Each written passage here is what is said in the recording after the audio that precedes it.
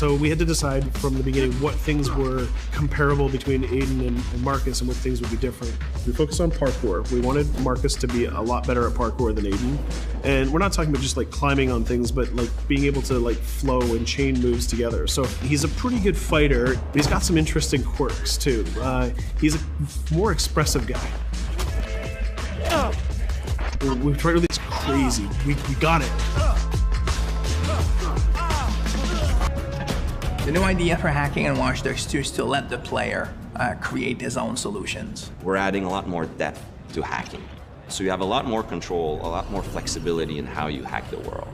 So one big category of hacking in Watch Dogs 2 is the entire branch of pushing remote controls to its limit. One of the big things on Watch Dogs is hacking vehicles. I think this is a real game changer because vehicles are everywhere in the world, and if you can hack into the drive system of a car, you can pretty much drive it wherever you want. So making sure if you see a forklift in the world, it shouldn't be a forklift. You can just like move the box up, down. You should, just like a camera, press a button and become that thing. One of the core things that we're doing is we're opening up the game with Watch Dogs 2.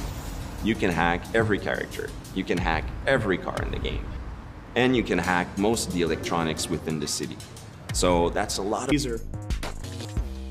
So if you want to play the game completely non-lethal and not actually kill anybody, you can totally do that. We're playing with a lot more crafted items and a lot more of little devices that you can use. One of the things that people kind of like that we've done, they really like what we've done, is we've created toys for Marcus. He has an RC jumper. It's got little wheels, and it's even got this little robotic arm that he can sort of deploy, and he can interact with things. He can unplug things and replug them and take out screws. It's a neat little toy. And then the other gadget he's got is this quadcopter. And it's more about scouting and being the eye in the sky. First-person view on it is incredible, because you're just zipping through the city. It feels like you're flying. Well, you are flying. In multiple ways.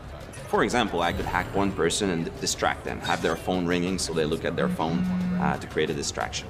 Later on in the game, you'll also be able to do things we call mass hacking, which is, well, why only hack one if you could hack them all? There's one thing that I really believe about Watch Dogs players is that there is no Watch Dogs player. There are many types of Watch Dogs players. You should be deciding how you want to play the game.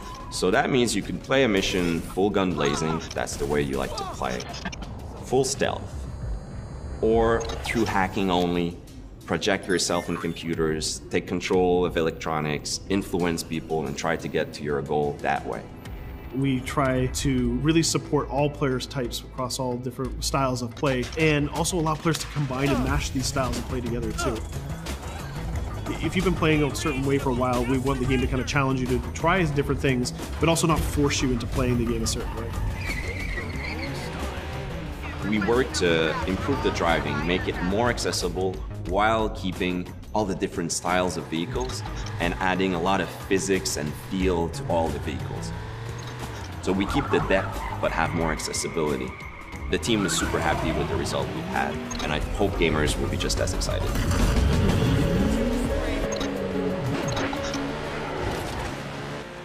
We are very excited by the potential of what we call seamless online. We start doing that in Watch Dogs 1, so we're expanding on that. We cross path with friends in the city. So you playing in single player and you're crossing path with another player who's also playing in single player. Both of you are members of DedSec, so you're friends, and you can just walk up to each other, you'll say hello, hit the button, and form a co-op team. And what we're going to be showing in the next couple of months is an example of how those things work together to create magical gameplay moments.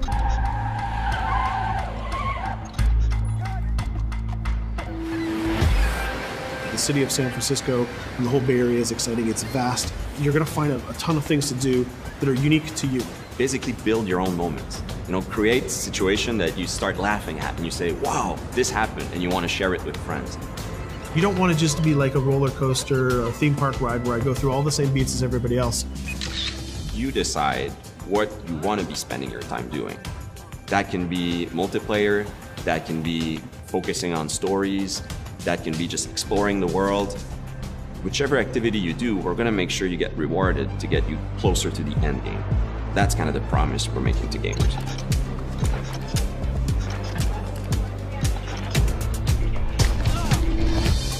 You always know it when something starts to click, it starts to work.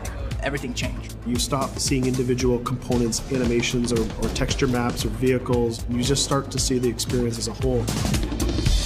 It changes on the floor. People get excited about it. This is it. It exists. We are always making the game with the player in mind. They have always been the driving force. When you come with a sequel that really earns its due, you know, that really does a lot of new things, that has a lot of surprises, it's a great feeling.